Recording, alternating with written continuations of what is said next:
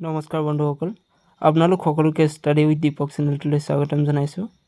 আজিৰ ভিডিঅ'ত আছাম স্পৰ্টছৰ ওপৰত 20টাকৈ অতি গুৰুত্বপূৰ্ণ কুৱেশ্যন এনচাৰ লৈ আহিছোঁ আৰু এই কুৱেশ্যন এনচাৰসমূহ আপোনালোকৰ আগন্তুক আছাম পুলিচ আৰু ADRE 3rd grade 4th grade আদি পৰীক্ষাৰ বাবে অতিকৈ সহায়কজনক হ'ব।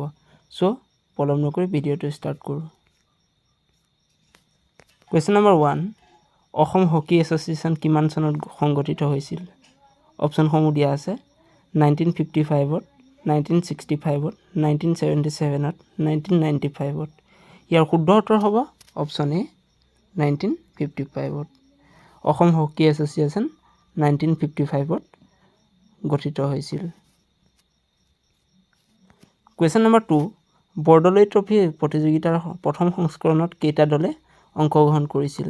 অপশ্যনসমূহ দিয়া আছে 14টা, 16টা, 18টা, 21টা। ইয়াৰ শুদ্ধ উত্তৰ হ'ব অপশ্যন বি 16টা। বৰদলৈ ট্ৰফী প্ৰতিযোগিতাত প্ৰথম সংস্কৰণত 16টা দলে অংশগ্ৰহণ কৰিছিল। কুৱেশ্যন নম্বৰ 3, প্ৰথম অসমীয়া ফিফা ৰেফাৰী কোন? অপশ্যনসমূহ দিয়া আছে Jogesh Das, Padmadhar Sandikai, Babul Barmiz, none of these. ইয়াৰ শুদ্ধ উত্তৰ হ'ব অপশ্যন চি বাবুল বাৰ্মিজ। প্ৰথম অসমীয়া ফিফা ৰেফাৰী হ'ল বাবুল বাৰ্মিজ। কুৱেশ্যন নম্বৰ 4, কোন তাৰিখত অসমত ক্ৰীড়া দিৱস উদযাপন কৰা হয়? অপশ্যনসমূহ দিয়া আছে 2 ডিচেম্বৰ, 5 জানুৱাৰী, 17 জুলাই, 17 অক্টোবৰ। ইয়াৰ শুদ্ধ উত্তৰ হ'ব option D 17 October. Question number 5, Lokapriya Bordoloi trophy football প্ৰতিযোগিতা অসমত কেতিয়া আৰম্ভ হৈছিল? অপশ্যনসমূহ দিয়া আছে 1952, 1966, 1977, 1989। ইয়াৰ শুদ্ধ উত্তৰ হ'ব অপশ্যন এ 1952। কুৱেশ্যন নম্বৰ 6, ভাৰতীয় ফুটবল সংস্থাৰ সভাপতি হোৱা প্ৰথম অসমীয়া ব্যক্তিজন কোন? অপশ্যনসমূহ দিয়া আছে আবুল হাছান, নুৰুল আমিন, বৈভৱ বৰা, নান অফ দিছ। ইয়াৰ শুদ্ধ উত্তৰ হ'ব অপশ্যন বি নুৰুল আমিন। কুৱেশ্যন নম্বৰ 7, হিমা দাসে কোন চনত অৰ্জুন বঁটা লাভ কৰিছিল? অপশ্যনসমূহ দিয়া আছে 2015, 2017, 2018, 2021। ইয়াৰ শুদ্ধ উত্তৰ হ'ব অপশ্যন চি 2018। 2018ত হিমা দাসে অৰ্জুন বঁটা লাভ কৰিছিল। কুৱেশ্যন নম্বৰ 8, মনালিছা বৰুৱা মেহতা কোন চনত অৰ্জুন বঁটা লাভ কৰিছিল? অপশ্যনসমূহ দিয়া আছে 1955, 1968, 1982, 1987। ইয়াৰ শুদ্ধ উত্তৰ হ'ব অপশ্যন ডি 1987। 1987ত মনালিছা বৰুৱা মেহতাই অৰ্জুন বঁটা লাভ কৰিছিল।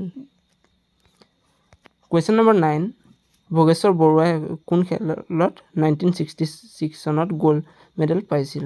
অপশ্যনসমূহ দিয়া আছে 800 মিটাৰ ৰানিঙত, 400 মিটাৰ ৰানিঙত, 200 মিটাৰ ৰানিঙত, 100 মিটাৰ ৰানিঙত। ইয়াৰ শুদ্ধ উত্তৰ হ'ব অপশ্যন বি 400 মিটাৰ ৰানিঙত।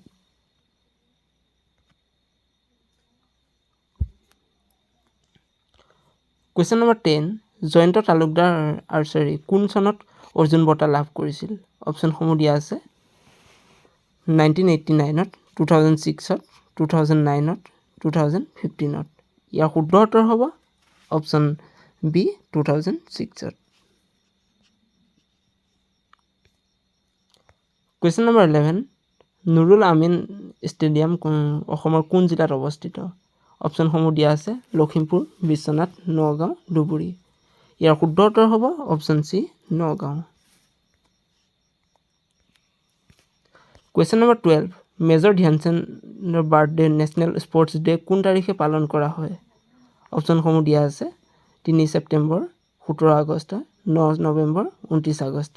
ইয়াৰ শুদ্ধ উত্তৰ হ'ব অপশ্যন ডি 29 আগষ্টত। কুৱেশ্যন নম্বৰ 13, শ্ৰী শ্ৰী অনিৰুদ্ধদেৱ খেল ইউনিভাৰ্চিটি অসমৰ কোন জিলাত অৱস্থিত? অপশ্যনসমূহ দিয়া আছে ডিব্ৰুগড়, লখিমপুৰ, নগাঁও, যোৰহাট। ইয়াৰ শুদ্ধ উত্তৰ হ'ব অপশ্যন এ ডিব্ৰুগড়। কুৱেশ্যন নম্বৰ 14, সত্যেন্দ্ৰ মোহন দেৱ ষ্টেডিয়াম কোন অসমৰ কোন ঠাইত অৱস্থিত? অপশ্যনসমূহ দিয়া আছে গোলাঘাট, শিলচৰ, মৰিগাঁও, ডিব্ৰুগড়। ইয়াৰ শুদ্ধ উত্তৰ হ'ব option B Silchar. Question number 15 Mahabir Lachit award কোন ক্ষেত্ৰত দিয়া হয়? অপশ্যনসমূহ দিয়া আছে literature, peace, sports, none of above. ইয়াৰ শুদ্ধ উত্তৰ হ'ব option C sports. Mahabir Lachit award স্পৰ্টছৰ ক্ষেত্ৰত দিয়া হয়। কুৱেশ্যন নম্বৰ 16 বৰদলৈ ট্ৰফী পোনপ্ৰথমে কোন দলে জয়ী হৈছিল? অপশ্যনসমূহ দিয়া আছে Guwahati town club, Mohun Bagan, Maharana club, railway sports club. ইয়াৰ শুদ্ধ উত্তৰ হ'ব অপশ্যন ডি ৰেলৱে স্পৰ্টছ ক্লাবে।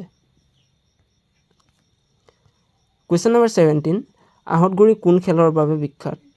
অপশ্যনসমূহ দিয়া আছে buffalo fight, bulbul fight, elephant fight, cock fight.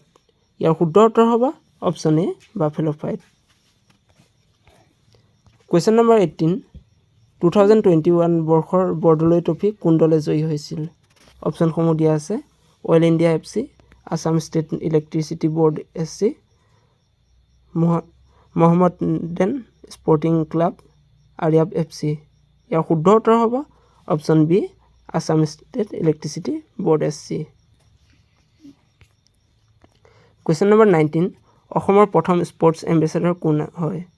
অপশ্যনসমূহ দিয়া আছে অনুষ্চিতা বড়ো, শিৱা থাপা, হিমা দাস, লভলীনা বৰগোহাঁই। ইয়াৰ শুদ্ধ উত্তৰ হ'ব অপশ্যন চি হিমা দাস।